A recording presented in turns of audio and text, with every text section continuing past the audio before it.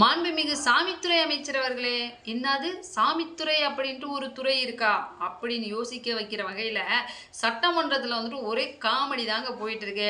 நம்ம கட்சியை சேர்ந்தவங்கள தான் இப்படி கலாய்க்கிறாங்கன்னு கூட தெரியாத அளவுக்கு அந்த காமெடியை கேட்டு ரசித்து விழுந்து விழுந்து சிரிக்கிறாரு முதலமைச்சர் விஜய்.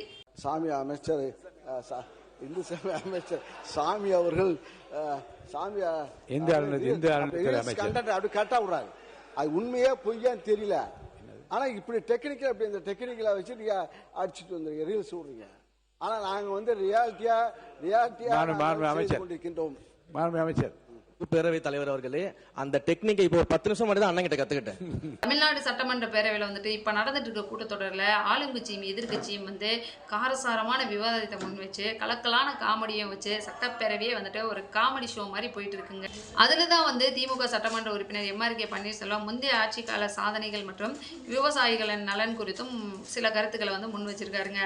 அது மட்டும் இல்ல, அப்போதைய அரசின் நிலைப்பாடும் தற்போதைய அரசின் நிலைப்பாடு குறித்தும் எம்.ஆர்.கே. பன்னீர்செல்வம் வந்து ஒரு காரசாரமான விவாதத்தை வந்து முன் வச்சிருக்காருங்க. இந்த ஒரு விவாதத்துக்கு அறநிலையத்துறை அமைச்சர் ரமேஷ் அவர்கள் வந்துட்டு கடந்த கால விவசாயிகளின் போராட்டத்தை பற்றி ஒரு பதில் வந்து கொடுத்திருக்காருங்க. அதுக்கு வந்து எம்.ஆர்.கே. பன்னீர்செல்வம் என்ன பதில் கொடுத்திருக்காரு அப்படின்னம்னா, அது எப்படி நீங்க பொய்யான தகவலையும் பிரச்சாரங்களையும் மக்கள்கிட்ட போய் உண்மை மாதிரி சொல்லி நீங்க ஜெயிச்சிட்டீங்க, இந்த டெக்னிக்கை வந்து யாருக்கிட்ட கத்துக்கிட்டீங்கன்னு கேட்க, அதுக்கு அமைச்சர் ரமேஷ் அவர்கள் வந்துட்டு இப்பதே அண்ணன் உங்ககிட்ட தான் கத்துக்கிட்டேன் அப்படின்னு சொல்லி கலாய்க்கிறாங்க. பதிலுக்கு வந்து பன்னீர்செல்வம் எப்படி கலாய்ச்சி விட்டாரு அப்படின்னம்னா, மாண்புமிகு சாமித்துறை அமைச்சர் அவர்களே அப்படின்னு சொல்ல சபாநாயகர் குறுக்கிட்டு, அது வந்து சாமித்துறை அமைச்சர் கிடையாது, இந்து சம அறநிலையத்துறை அமைச்சர் அப்படின்னு சொல்ல இப்படி சட்டப்பேரவையே வந்துட்டு ஒரே கலக்கல் காமெடியா போயிட்டு இருக்குங்க.